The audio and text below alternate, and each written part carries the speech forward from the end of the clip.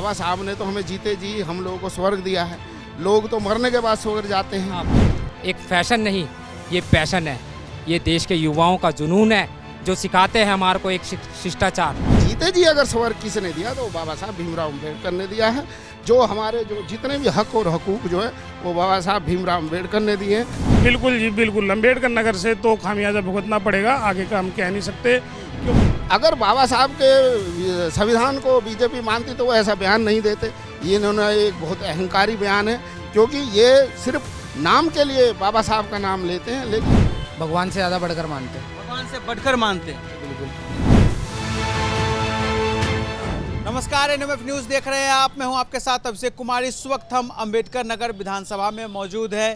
संसद में गृह मंत्री अमित शाह ने जो बाबा साहब भीमराव अंबेडकर के ऊपर बयान दिया, इस बयान को लेकर देश भर में इस वक्त माहौल गर्म है।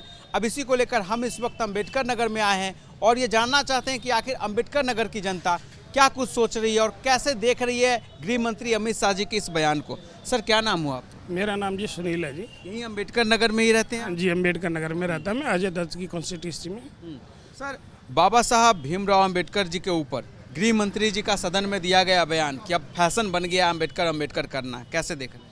ये बहुत ही घिनौनी हरकत के टाइप जिस तरीके से बोला गया है, बहुत गलत है।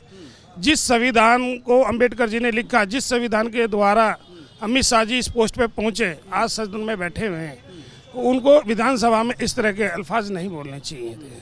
संसद में बैठ के अंबेडकर जी का अपमान करना एक निंदनीय कार्य है, क्योंकि दिल्ली विधानसभा चुनाव करीब है। ऐसे में इसका नुकसान पार्टी को दिल्ली विधानसभा चुनाव में हो सकता है, बीजेपी को इसका खामियाजा भुगतना पड़ेगा। बिल्कुल जी बिल्कुल, अम्बेडकर नगर से तो खामियाजा भुगतना पड़ेगा, आगे का हम कह नहीं सकते। क्योंकि यहाँ पे ज़्यादातर लोग जो अम्बेडकर को मानने वाले हैं और अम्बेडकर जी के द्वारा दी हुई शिक्षा के थ्रू ही हम क्या नाम है, हमें ये अधिकार मिला कि हम वोट करके आपको आगे भेज रहे हैं। और आगे भेजने के बाद में अमित शाह जी ऐसे अपशब्द बोल रहे हैं जो उनको नहीं बोलने चाहिए थे।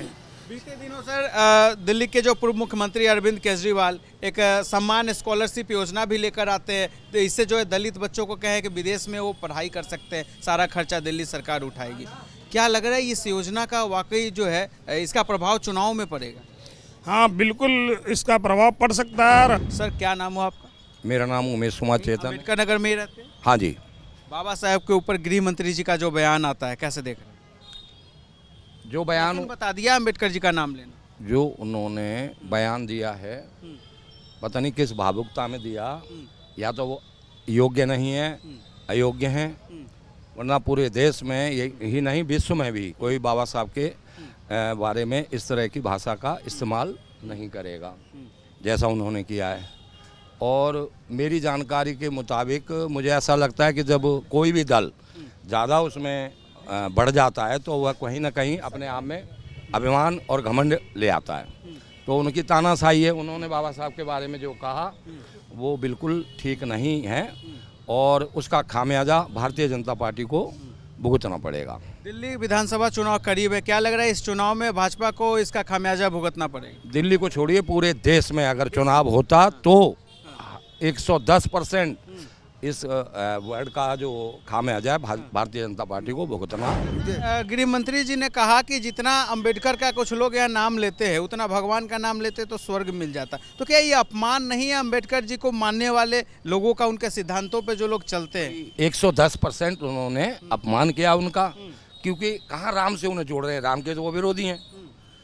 बाबा साहब अम्बेडकर ने ये जब हिंदू धर्म छोड़ा था तभी कहा था कि मैं हिंदू पैदा हुआ, ये मेरा दोष नहीं है, लेकिन मैं हिंदू मरूंगा नहीं, ये अगर मैं हिंदू मरा तो मेरा दोष होगा। तो फिर वे राम से कहाँ उन्हें जोड़ रहे हैं? और कैसी उनकी धारणाएं, भाई ठीक है आप राम से जुड़े हो, जुड़े रहो, लेकिन बाबा साहब का उससे जोड़ने की जो थी वो बाबा साहब का असम्मान किया उन्होंने। बाबा साहब राम जी को नहीं मानते थे? नहीं, मैं आपको एक चीज़ बता दूं, जो संविधान की मूल प्रति है, मैं उधर में देख रहा था टीवी के अंदर जो बताया जा रहा था, उसके अंदर सीता राम लक्ष्मण हनुमान की फोटो है उस प्रति के ऊपर। मैं डायरेक्ट देख रहा था उसको। अंबेडकर नगर की जनता कैसे देख रही है गृह मंत्री जी के इस बयान? अंबेडकर नगर की जनता ऐसे ही देख रही है जैसे पूरे भारतवर्ष की जनता देख रही है, और देश विदेश में भी इस समय उसको देखा जा रहा है। जो ये लोग बोलते हैं कि भाई अगर इतना नाम भगवान का लेते तो स्वर्ग मिल जाता, लेकिन बाबा साहब ने तो हमें जीते जी हम लोगों को स्वर्ग दिया है। लोग तो मरने के बाद स्वर्ग जाते हैं, तो इनको तो मरना तो कोई चाहता नहीं है, लेकिन स्वर्ग सब चाहते हैं। तो स्वर्ग जाने के लिए तो मरना तो पड़ेगा।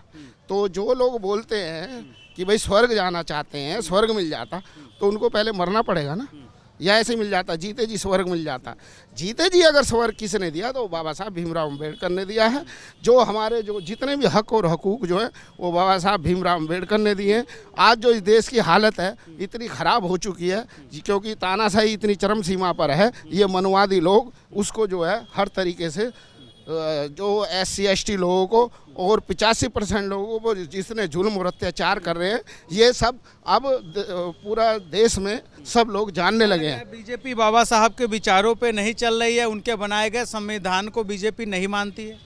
अगर बाबा साहब के संविधान को बीजेपी मानती तो वो ऐसा बयान नहीं देते। ये इन्होंने एक बहुत अहंकारी बयान है, क्योंकि ये सिर्फ नाम के लिए बाबा साहब का नाम लेते हैं, लेकिन उनके जो उनके कार्यक्रम हैं उनको तो सब इन्होंने जो सब रद्द कर दिए। सिर्फ संविधान का नाम पे ये डंका पीटते हैं, लेकिन संविधान को लागू नहीं कर पाते हैं। अगर संविधान लागू हो गया होता इस देश में तो यहाँ पर समतामूलक समाज की स्थापना इस भारतवर्ष में हो चुकी होती, लेकिन यहाँ तो वही है, अपना राग और अपनी ढपली।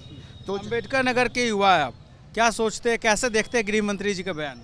सबसे पहले तो मैं देश के गृह मंत्री जी को इस बयान की कड़ी निंदा करता हूं, और मैं बताना चाहता हूं कि बाबा साहब एक फैशन नहीं, ये पैशन है। ये देश के युवाओं का जुनून है, जो सिखाते हैं हमारे को एक शिष्टाचार, जिन्होंने हमारे को ऐसे ऐसे अधिकार दिए। आज जो ये अधिकार मिला, मेरे को बोलने का अधिकार बाबा साहब के द्वारा बनाए गए संविधान से मिला। मेरे को खड़े होने का अधिकार ये बाबा साहब के द्वारा बनाए गए संविधान से मिला। मेरे को बोलने की आज़ादी बाबा साहब के द्वारा बनाए गए संविधान से मिली। तो मैं देश के गृह मंत्री जी से आह्वान करता हूँ कि वो आएँ और सार्वजनिक तौर पर देश से माफ़ी मांगे। ये अम्बेडकर जी का ये अपमान नहीं है, पूरे दलित समुदाय का अपमान है कि वो अम्बेडकर जी को इस तरह से अपमानित करते हैं, और उसके साथ साथ दलित समाज को ये अपमान होने का मौका मिलता है। दलित समाज विरोध कर रहा है गृह मंत्री जी के इस बयान को? हाँ जी, पूरा दलित समाज जोर शोर से विरोध कर रहा है गृह मंत्री जी का, और आदरणीय गृह मंत्री जी पर इस मुद्दे को भटकाने का कहीं ना कहीं प्रयास कर रहे हैं। पर दलित समाज जो है वह कहीं ना कहीं इस मांग पर अड़िग है कि देश के गृह मंत्री आएँ और सड़कों पर आकर देश की जनता से माफ़ी मांगे, दलित समाज से माफ़ी मांगे।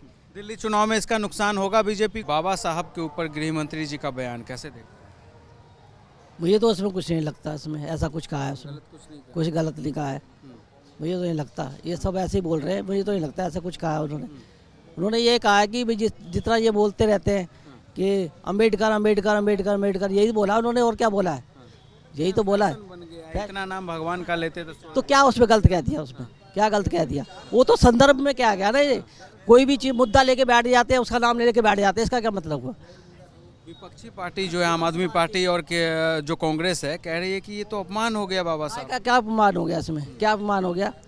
कोई भी मुद्दा लेके बैठ जाते हैं, ना संसद चलने दे रहे, ना कुछ चलने दे रहे, ठीक है ना। उसका नाम लेके बैठ जाते हैं, हल्ला मचाने लग जाते हैं, क्या मतलब है इसका? ठीक है ना, गलत बात है ये। कोई ऐसी गलत बात नहीं बोली उन्होंने जैसा ये मुद्दा बना रहे हैं। अम्बेडकर नगर की जनता कैसे देख रही है इस पूरे बयान को? क्या गृह मंत्री के साथ है, या उनका विरोध में खड़ी है, या मिला जुला है? मिला जुला है ये सबका, सबके अपने अपने विचार है, सब ये पार्टी वाइज ये कर रहे हैं और कुछ नहीं है। पार्टी वाइज की सोच रहे हैं और कुछ नहीं है भाई।